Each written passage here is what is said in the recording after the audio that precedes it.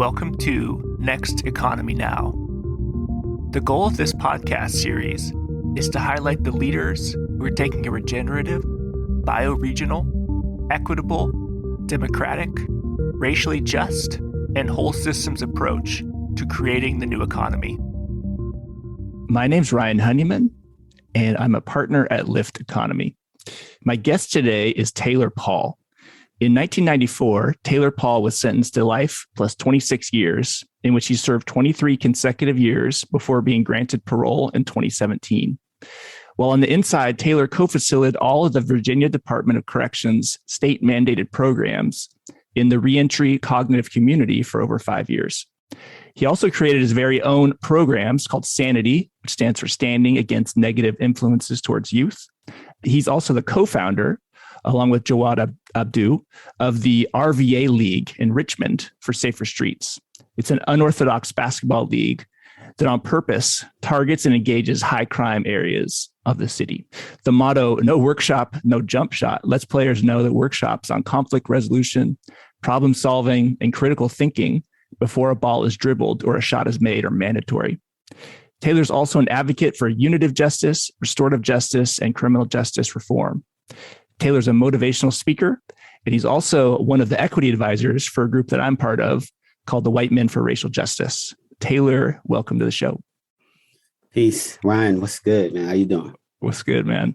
Yeah. So I like to start, I borrowed this question actually from a previous guest, Resma Minicum, and he asked a 3-part question that's really powerful. He says, 1, how are you eating? 2, how are you sleeping? And 3, how are you building a nurturing community around you that supports you? All right. So let's start with the first one. How am I eating? Well, it's for me, by a practicing Muslim, it's the month of Ramadan. So eating is very limited right now. I get up about 4 or something to, put nourishment in my body, hydrate. And from that time until 4 something until about 7:45, if you will, I don't ingest any water or food until during the daylight hours. And one of the reasons, people are like, well, Ramadan is this, Ramadan is that. But, Ramadan is something to help you practice self-restraint, to get more in tune with the Creator. But also, man, it helps you to realize, some of the things that go on inside of those communities where people live like that every single day. They don't know where breakfast is coming from or lunch or dinner. They, some may go to soup kitchens or, they might stand on corners with signs saying, well, just need a bite to eat. And you get to feel how people feel, man, that are less fortunate than you are, and it really humbles you throughout the rest of the year, man, to be empathetic to those individuals that may not have what you may have. So I live by the motto, as the prophet said, that, if there's enough for 1, then there's enough for 2. If there's enough for 3, then there's enough for 4. And that's the motto that I sort of live on. As far as the sleeping component, like I said, I get up about 4 something in the morning. But even before that, I get up and offer prayer.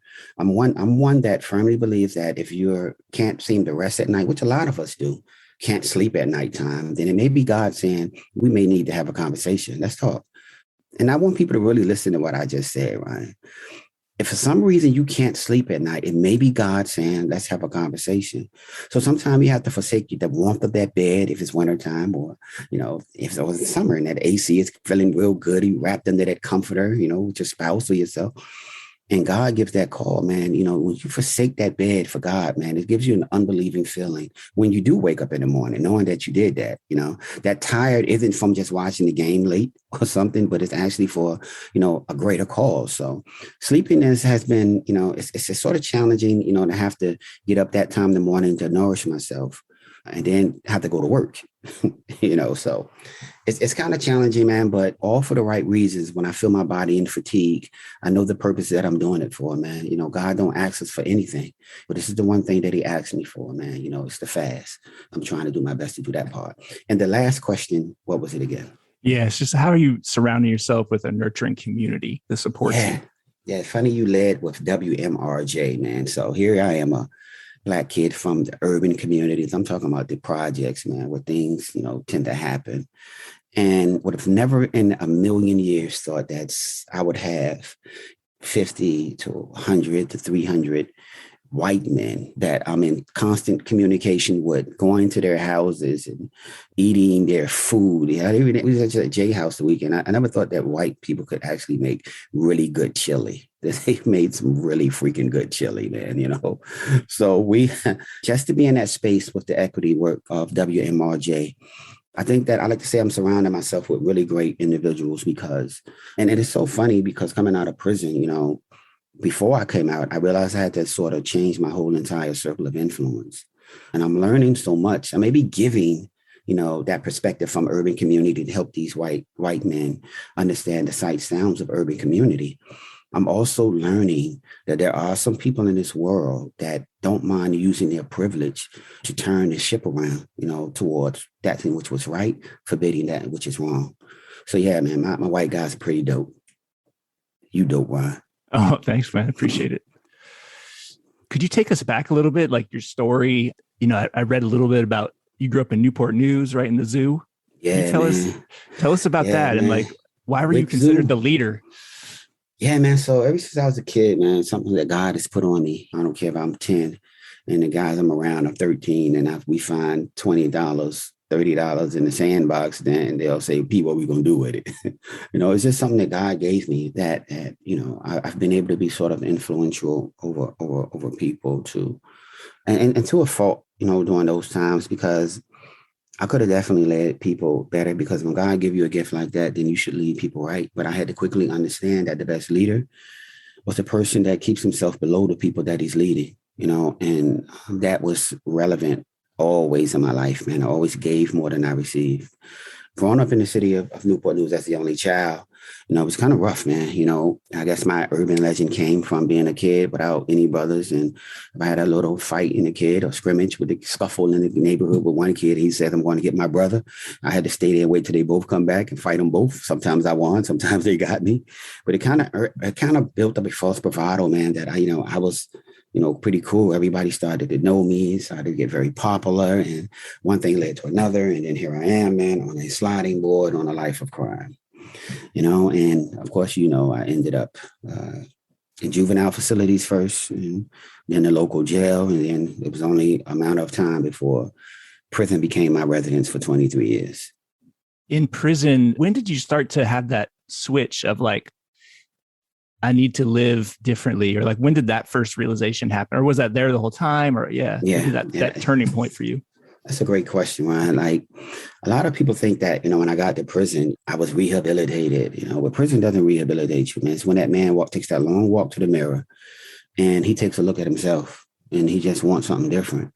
Well, even before I came to prison, I wanted something different. I was a drug dealer. But I knew that, I liked it. I like numbers. And the statistics said that I wasn't going to make it. I was going to be dead or in prison. And I didn't want either one of those, So I was trying to make my escape, man, but to get out of the life before then, But I think the turning point, that paradigm shift or that particular aha moment happened was the day that my own 16-year-old son committed homicide.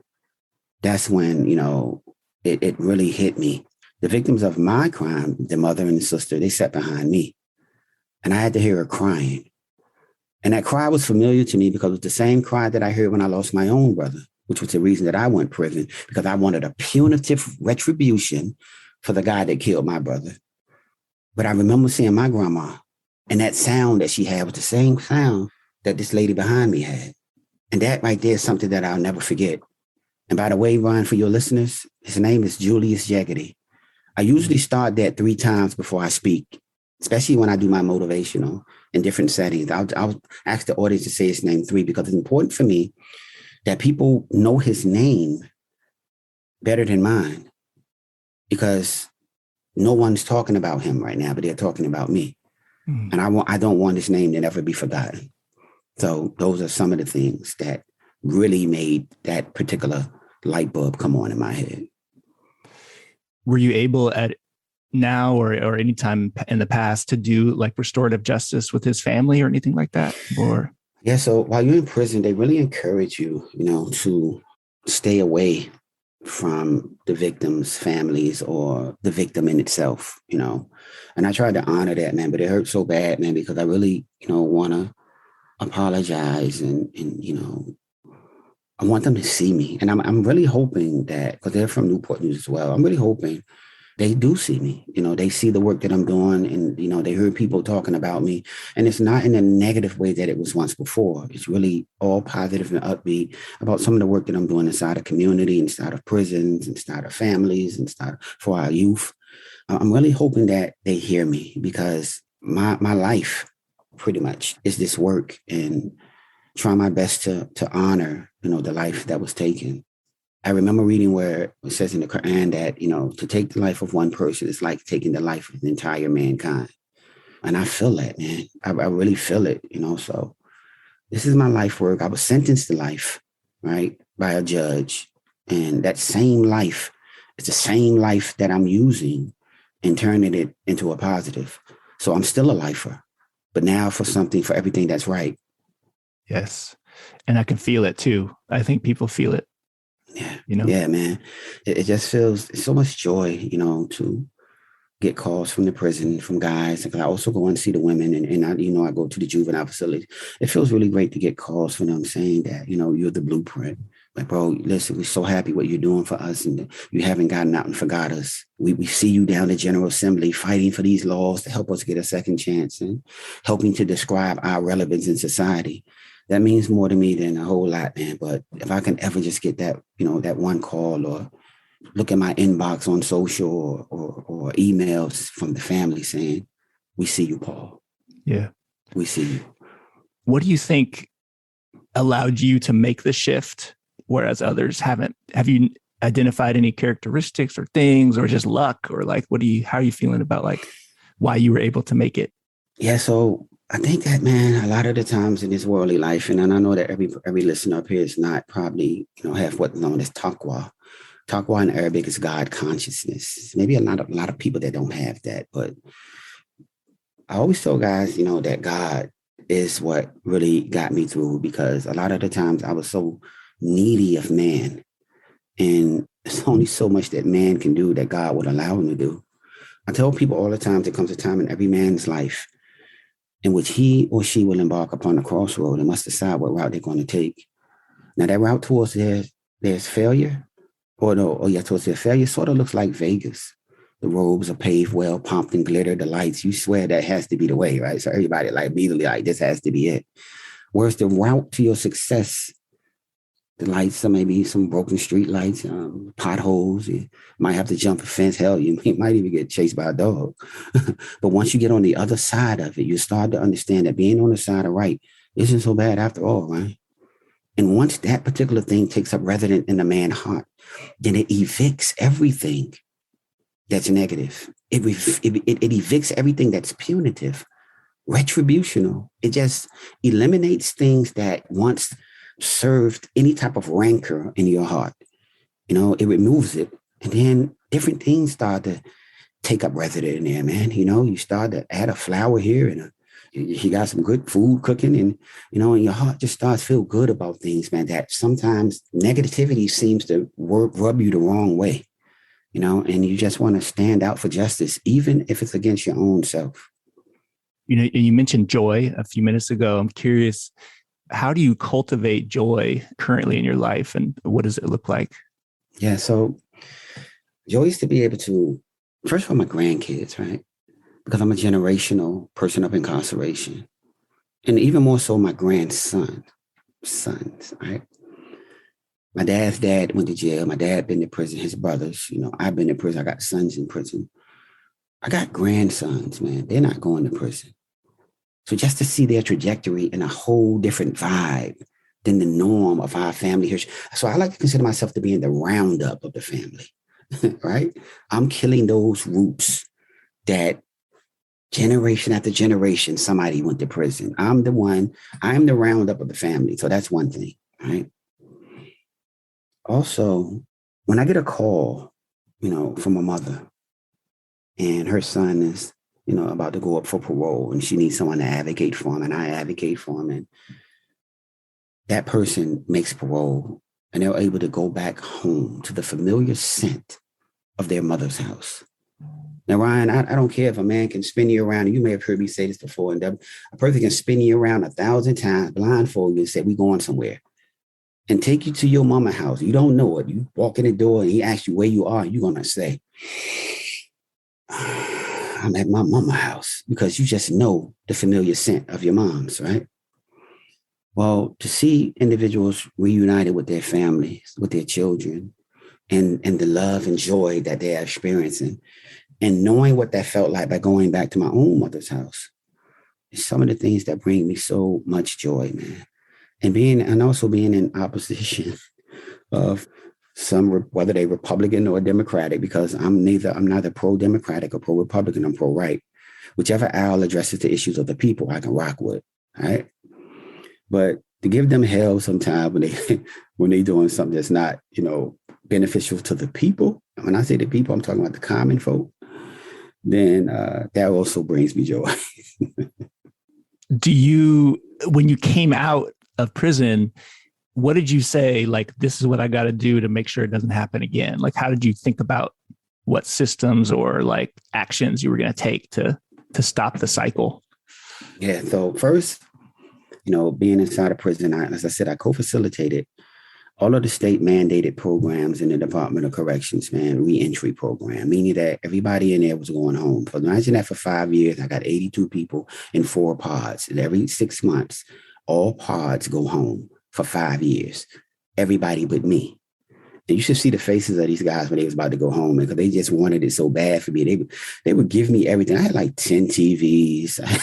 I had jean jackets, sneakers, Walkman players. I had everything because they just felt so bad that they was leaving me behind, because they also knew that I deserved an opportunity to get back home.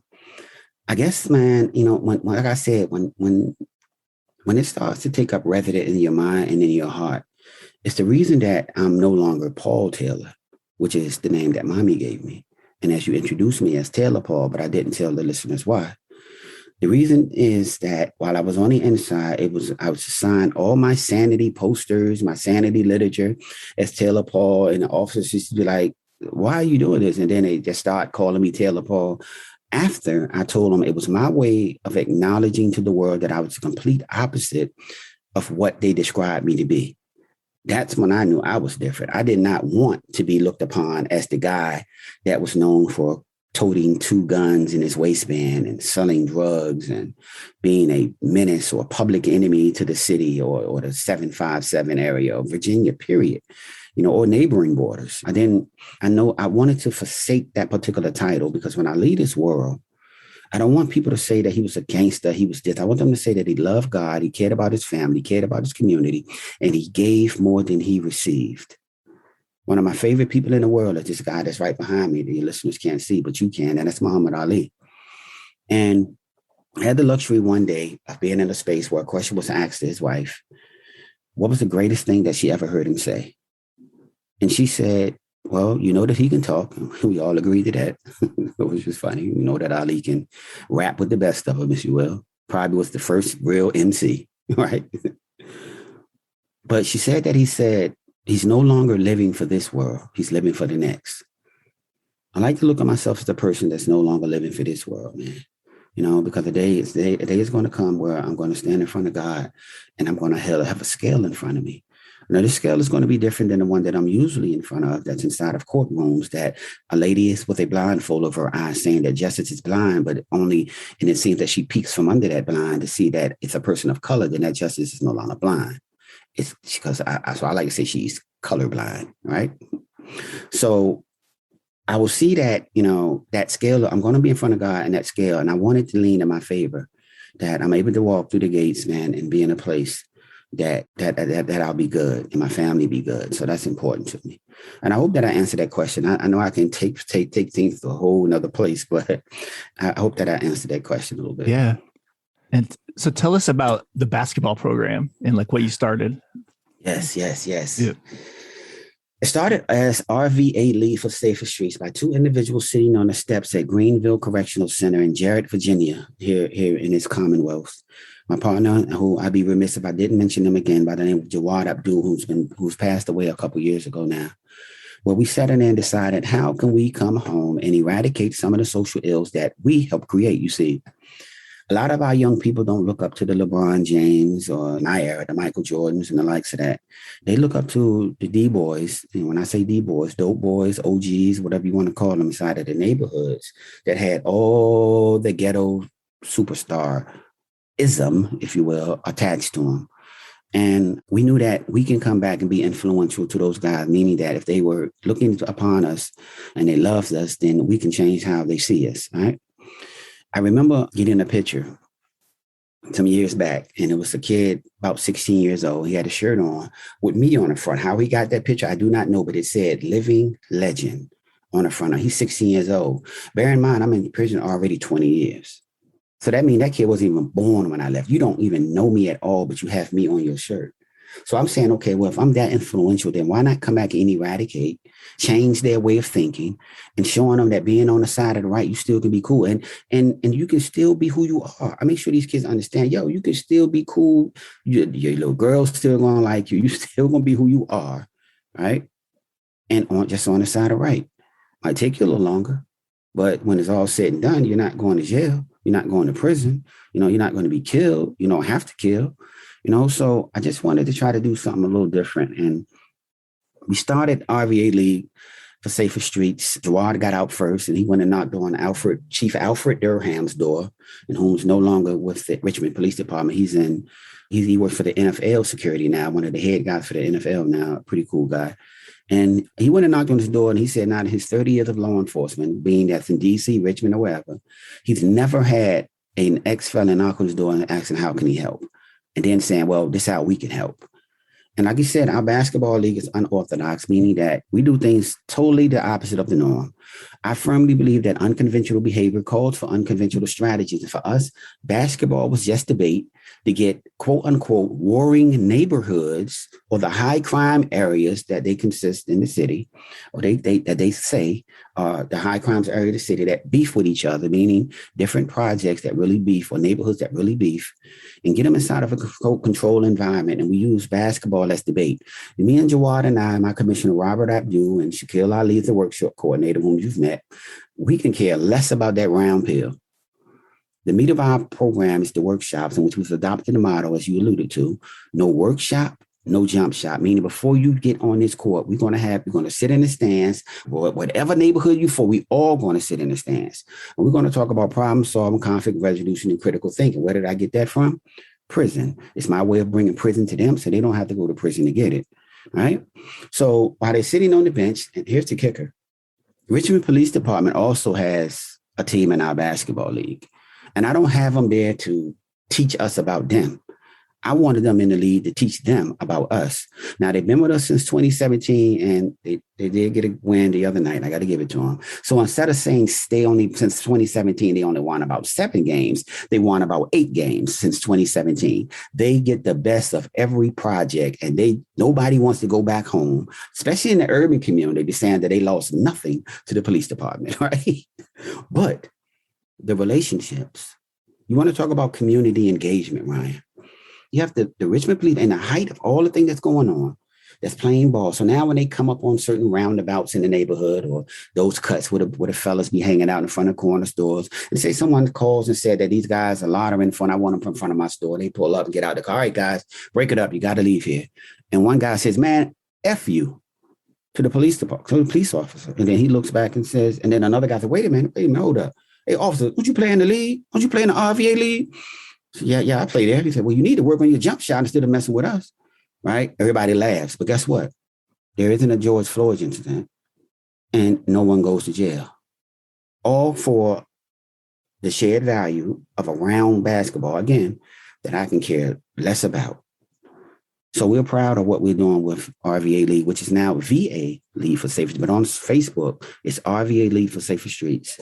We're real proud of, what we have going on. And the reason I'm calling it VA League, because we have intentions to spread this across the entire Commonwealth of Virginia. Well, these different neighborhoods that never get out the neighborhood can now go down to Norfolk, or maybe go to Danville or Roanoke. They can even go on, like they really going to play ball in different cities. Really taking some road trips, getting them outside of that concrete environment, where they can actually see some different things. And not just that, man, we want to take them some other places. And we'll take kids from I'll take them from 16. I don't care how young. I'll take them from little kids to they 30-something, because one thing about the older guys, the OGs of the community, they the shot callers. So I'm going to lead them out. If I can change their way of thinking, then they're going to give it to the guys that's under them, right? So I can't leave them out, man. So, yeah, we're really proud of RVA League for Safer Streets, man. If you guys are ever in town, I hope we're in session when you guys come out in June. We may be in session in June, and you guys can come to the game, man. That'd be a WMRJ team. Yeah. See, now we could have a WMRJ, but as you know, the old saying, which is a myth according to some of the ball players in the NBA today, that white men can't jump. You guys will probably have a problem. They don't know about my mid-range jump shot, though. No, I'm just kidding. Okay, well, sometimes you got to penetrate and kick it out, man. Yeah. You look like you probably known for defense, man. Like you check the best player. And then the J started and won. So maybe, but that doesn't mean he can play ball. Yeah, so he kind of tried to make me think that he, can dribble, play a little something, but I probably beg to differ, man. Jay, he probably got to have like a supersized rim for Jay to make a shot, man. Yeah. There you go. So what are you most excited about right now in life? Like, what's giving you the most juice? Well, it's a lot of, I don't know, man. I'm just high on, trying my best to restore humanity back inside of people. And you would think that it's awkward it's like unbelievable to be coming from a guy that once was a part of a homicide, that cared too much, that appeared to care nothing about life. To really want to restore humanity back inside of people. To those that have been incarcerated, refuse to be defined by your crime. Especially, that one moment does not define the rest of your life.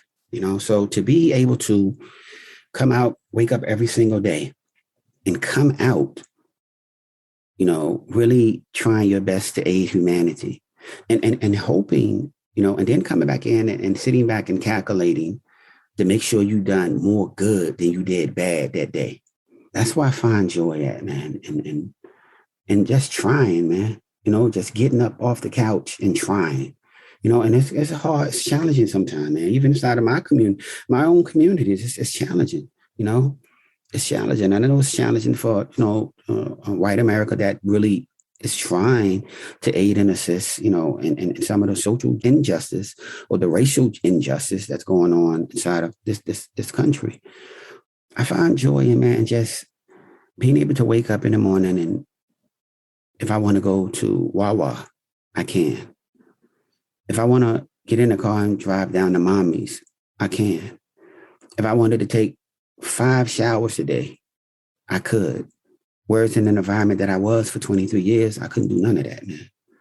So being in there, you start remembering the little things, like going to the corner store and buying 10 Tootsie Rolls, from the penny candy man, or being able to go and buy you a fresh pair of socks instead of waiting, or washing your own clothes, and those little things that, you could not do inside a prison.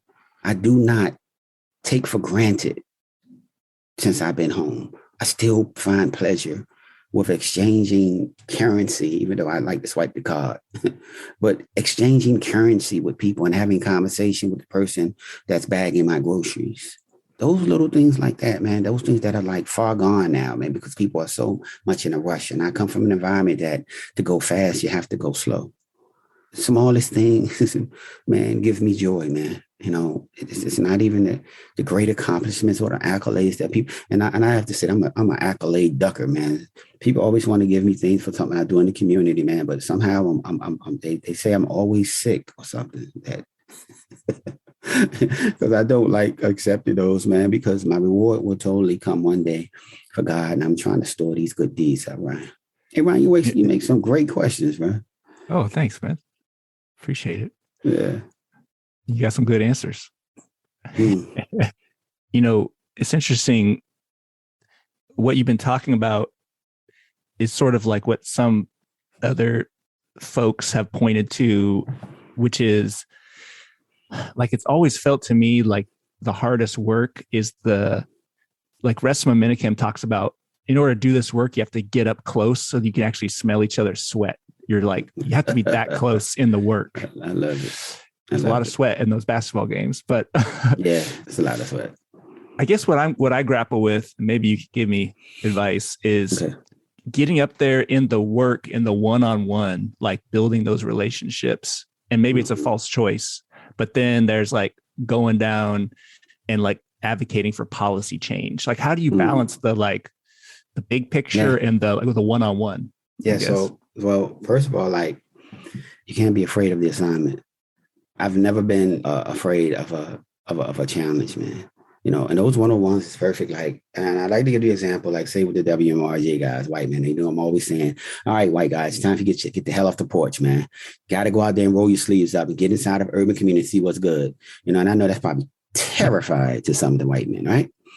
But, and I tell them that, you know, when you first go down there, especially in the height of something, say it was the height of the George Floyd incident, right? And you say, you know what, this is my opportunity to get off the porch. Taylor said, get off the porch. Spencer said, get off the porch. I'm getting off the porch. And you run out there with your jeans on, your boots and your shirt, and you come out there to a whole black protest, right? And as soon as you get out there, you doesn't matter. And a person like me turn around and look at you and says, look, you doing out here, white boy? You have to be brave enough to come back tomorrow. And then you have to be brave enough to come back the next day. And if you see that man, you go and stand right by me and you continue to protest. Before long, he's going to look at you and he's going to respect that, man. See, the secret to this is consistency. And we're not the type of people, we're a proudful community. And a lot of people like what I don't like is, you know, when a lot of people, you know, in white America feel that they're aiding us by giving us monies, treating my community like they on the strip pole, throwing dollars at them, you know, dance, here you go, we're going to fund it, you know, which is cool because funding is definitely necessary when you're talking about changing the narrative and, you know, racial justice or the likes of that, right? But when you roll up your sleeves, man, and come down there to understand, as I said before, the sights, sounds, and sense of our community, meaning that you out there in our neighborhood so much, somebody come out there and say, well, the iceberg lady house, you can point them in the right direction.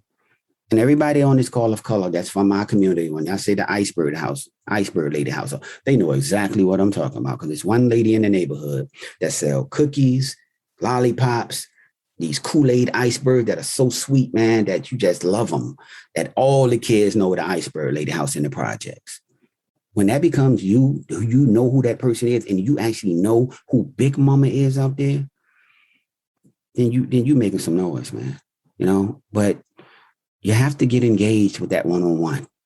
You know, you have to not be afraid of the assignment. You have to go in there and really just put yourself out there, man, and then just be consistent. You know, where people know who you are and why you're here. You know, and then they'll start looking at you a little different, man. But if you come today, show up today with all the media and the pomp and the lights and, you know, on your soapbox, and then, you know, as soon as they start getting a little dark, you hightail it back to suburban America, you know, then you're going to get no burn from no one-on-one for nobody inside of community. And I like to think that could be the same case in some white places. If I were to go to some white areas and, you know, there's somebody across the street watering his lawn and he look at me like, what this colored man doing in this nice neighborhood? Well, I got to continue to go out there and water my lawn too, you know, and eventually something's going to happen one day that we're going to have a conversation. But the conversation has to happen, right? So again, when I say a person can't be afraid of the assignment, you have to not be afraid of the assignment. I love the consistency piece because I think so much of it, speaking personally, will come in a wave, and then you got to plan for that long-term engagement. You can't just hit the wave. Mm-hmm. You're like, I did it. We built a park in the neighborhood, you know, something like that. And then see you later. But guess what? It's your name's on the park, you know. Yeah.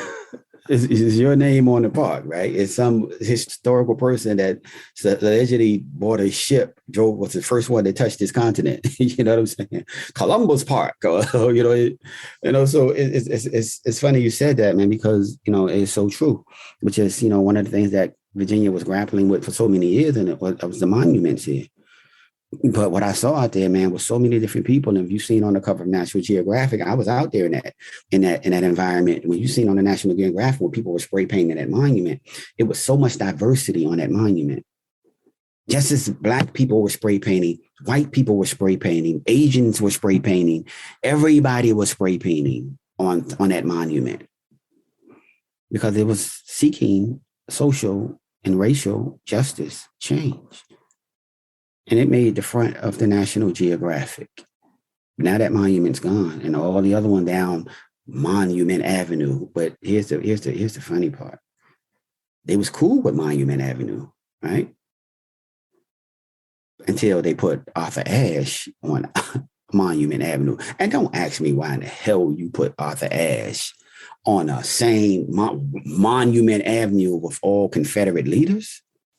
I think you were looking for trouble, right? But that's the only statue that's still there. Or if they take the rest down, that will probably be the only one that's still there. But yeah, funny. And not as in haha. Yeah. You put an alert out to the WMRJ community a few months ago or weeks ago. And yes. Can you tell folks what's been going down in Virginia and maybe even help out if there's any ways that you know to get involved, or I don't know. Are you talking about the change of government? Yeah. Yeah. So I could think you have a very intelligent group listening in here, man. So I know they're probably political friendly. And, for the past few years that Virginia has been a Democratic controlled House and Senate where a lot of social issues and racial issues and law enforcement issues, especially since George Floyd, where laws were getting passed, to be a favor to people of color and diversity and equity and the likes of that. And now it's a whole new ball game now, we have now Governor Youngkin in whom they ran on tough on crime and the parole board being too lenient and the likes of that. And I am a product of that parole board. You're talking to a man that has several different things that he's doing and also now works for the Department of Criminal Justice Service as a community-based organizer, right? Well, now all of that hope and the things that guys had, and the motivation to do what was right in prison and the women to do what's right in prison, now they feel like they don't have any hope because of this new administration. They feel that they're never going to get that opportunity to be the next Taylor Paul or the next Brother Willie or Shaquille Ali or Dawood Kennedy or the likes of that. They may not have the opportunity to do that because they feel that they're going to sort of weld the doors closed, and they're going to be there for the next 4 years. I have guys call me saying, man, Pete, it was a time, man, that just last year I felt like I could see the end zone. He said, but now, man, I feel like I got to kick a field goal. And I'm like, damn, man, and I could feel the air being sucked out of the whole entire system. And you have guys in there that I know that are super qualified for one opportunity to come home and to find their relevance. Just like some of us that has come home, like I know guys that once were behind the gun that are now in front of it with nonprofit organizations that are doing great work in their communities against gun violence. Meaning every day they don't come. We don't come with a gun and a badge and a bulletproof vest. The work that we're doing inside of our communities can actually get us killed. But again, we're not afraid of the assignment.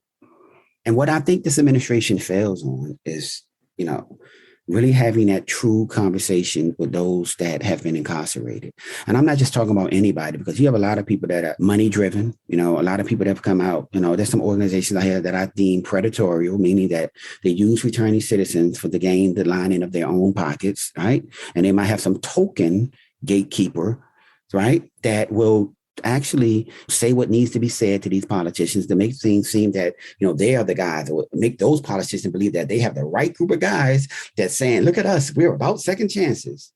But they're not actually the people you should be talking to. Because what they fail to realize is that when I go back inside of that prison and when I facilitated inside of that prison, one of the greatest courses that I've seen the most hardened of criminals break down and cry and have empathy for was a course called Victims Impact. Victims Impact, man, where you hear live, actual stories from crimes from A to Z from people that were victims. between A and Z, your crime is going to come up.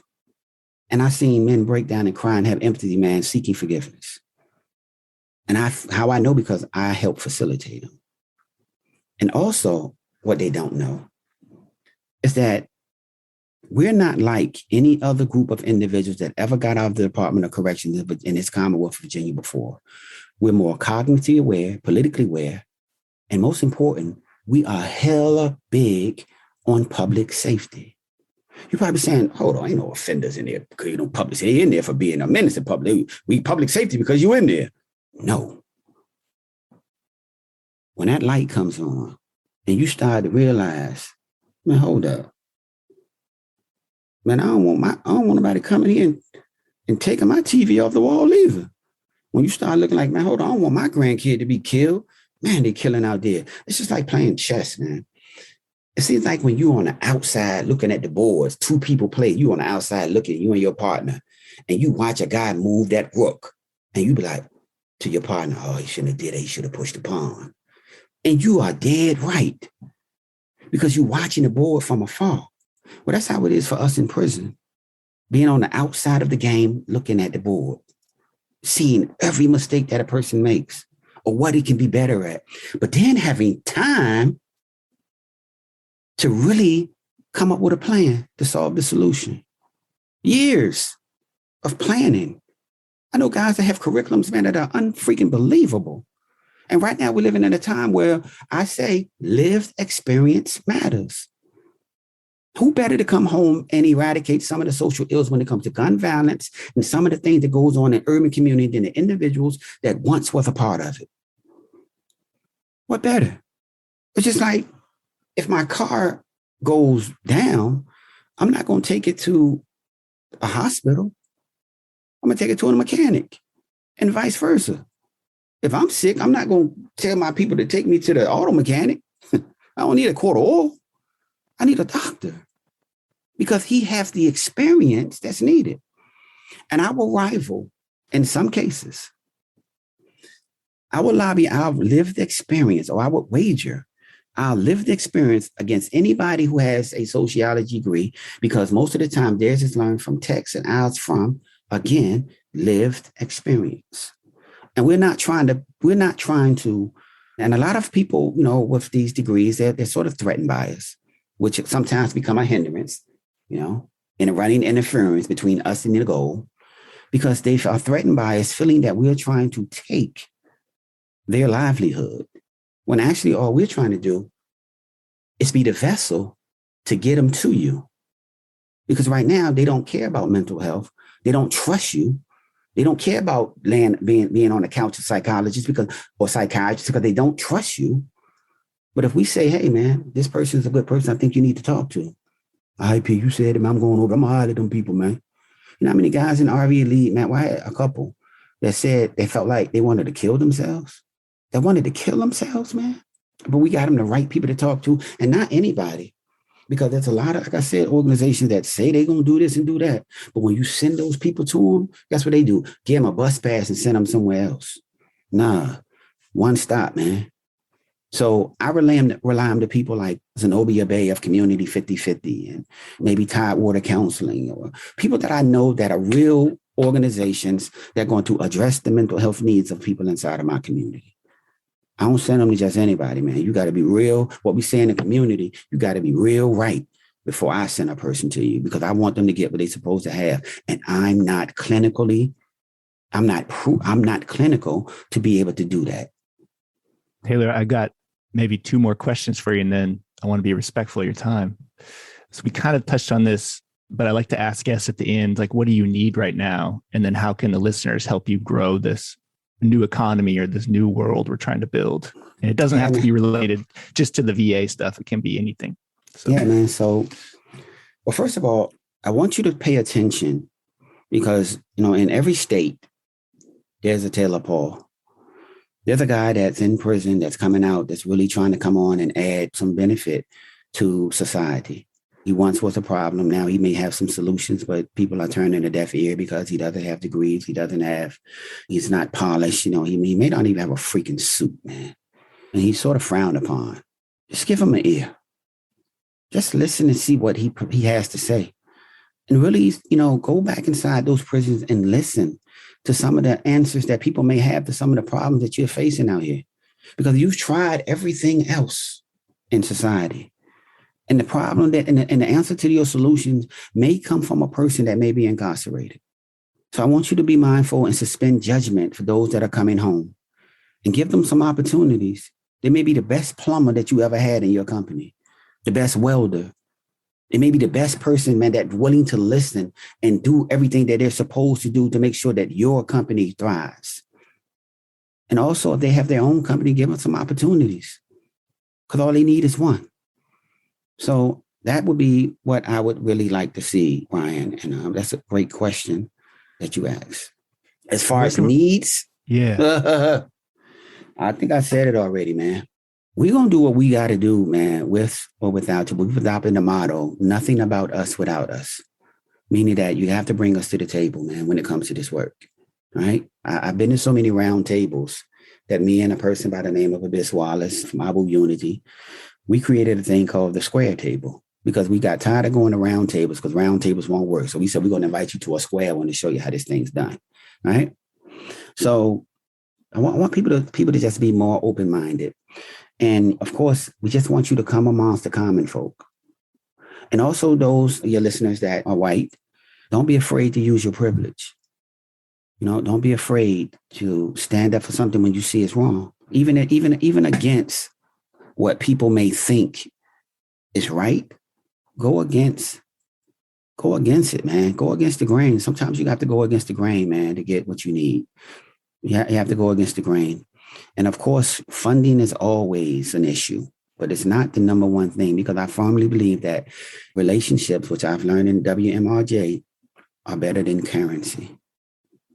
So stay strong in your relationships with people and be consistent in your everyday get busy, and hopefully this ship will begin to accelerate.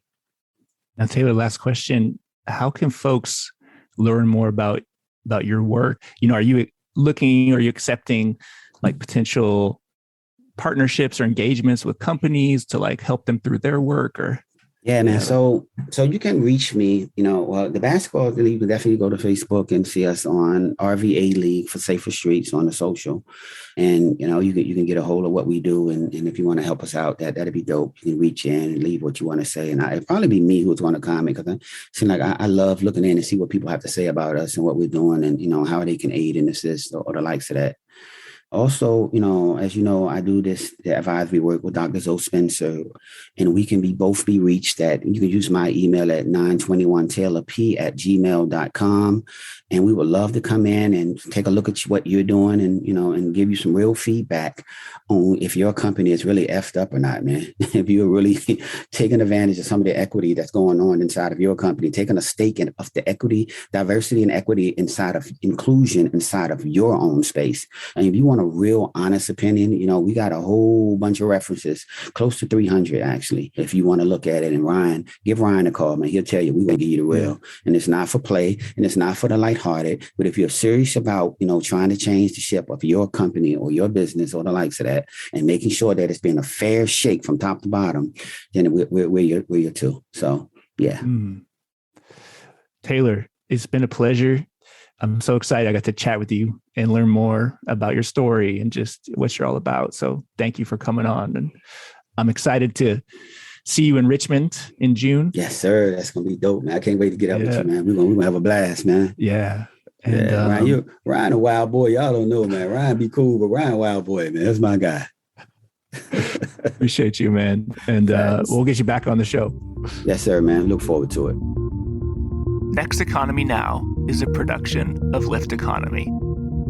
To listen to all of our episodes, go to lifteconomy.com/podcast. That's LIFT economy.com/podcast.